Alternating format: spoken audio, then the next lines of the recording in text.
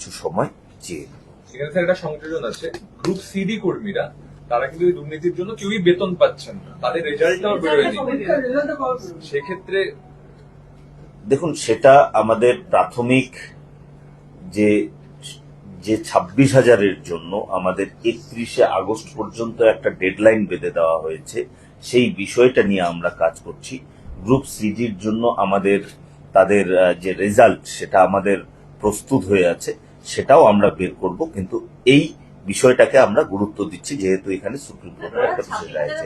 ওরাও আছে স্যার, ওরাও ইনক্লুড, কিন্তু ওদের চাকরিটাও একইভাবেই বাতিল হয়েছিল, কিন্তু ওদের পরীক্ষার রেজাল্টটা এখনো বেরোয়নি।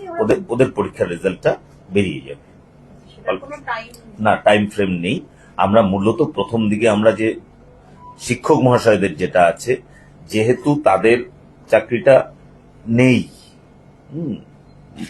আদালতের নির্দেশ ক্রমে, আদালত যেরকম নির্দেশ দিয়েছে, আর এখানে শিক্ষকদের যেটা 31 আগস্ট পর্যন্ত আছেন ওনারা, ঠিক আছে, এদেরটা আমরা দেখছি, ওদেরটাও আমাদের নজরে আছে।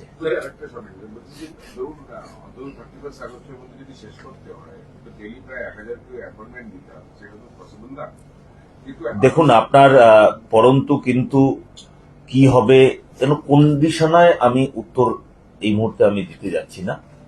একদম পরিষ্কার আবারও বলছি যে আমাদের প্রসেস অনেক দূর এগিয়ে গেছে